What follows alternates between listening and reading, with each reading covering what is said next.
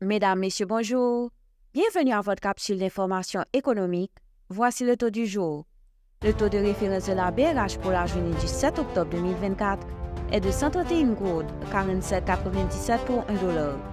Le taux moyen d'acquisition TMA pour la même journée est de 132 gourdes 46,59 pour $1. À la clôture du marché le vendredi 4 octobre 2024, le baril de pétrole est à $74,45, soit une augmentation de 1%. Le gouvernement haïtien espère stopper la tendance de croissance négative avec une prévision de 1% en 2025, selon la ministre de l'Économie, Kathleen Forrestal.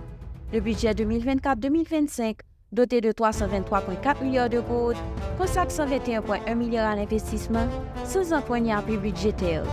Malgré une contraction économique attendue de moins 3% en 2024, des réformes et une meilleure gouvernance sont envisagées pour améliorer les perspectives.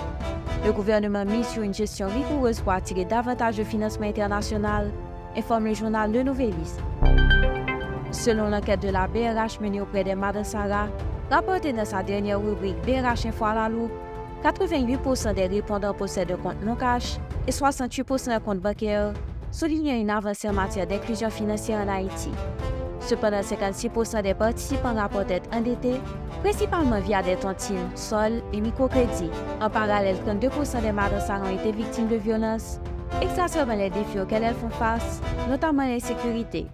Parmi elles, 64% indiquaient que d'autres marchands ont également subi des attaques de bandits en janvier et juin 2024.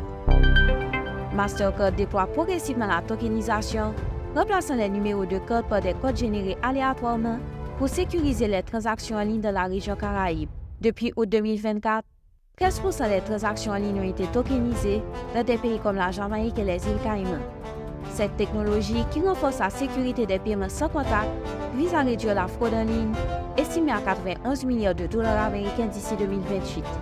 Mastercard prévoit d'étendre cette solution à la majorité de ces transactions d'ici 2030. Fin de la rubrique Profininfo. Merci de votre écoute. À demain. Profininfo, une courtoisie de Profin. Ou de mes camillos, on leve la jeunesse en lait. Devant nous aujourd'hui, c'est pour nous casser chemin demain.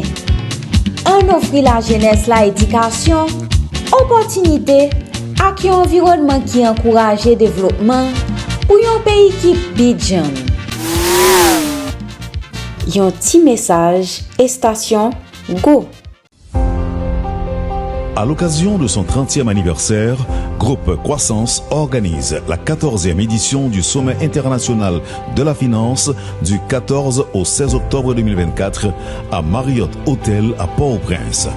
Le thème retenu pour cette édition, financer l'économie haïtienne à partir des investissements directs de la diaspora. Après 6 années consécutives de ralentissement continu des activités, l'économie haïtienne aura besoin d'importants financements externes pour la replacer sur la voie d'une croissance soutenue, durable et inclusive. Ceci ne sera pas possible à partir de l'assistance financière internationale.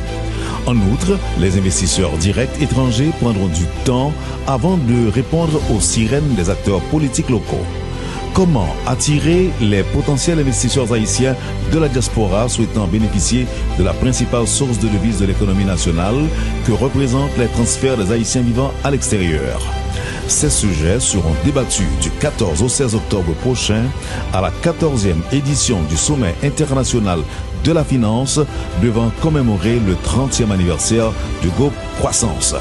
Pour plus d'informations, 29 42 25 25 28 11 78 27 ou contactez info@groupecroissancehaïti.com. Groupe Croissance SA, votre partenaire du futur.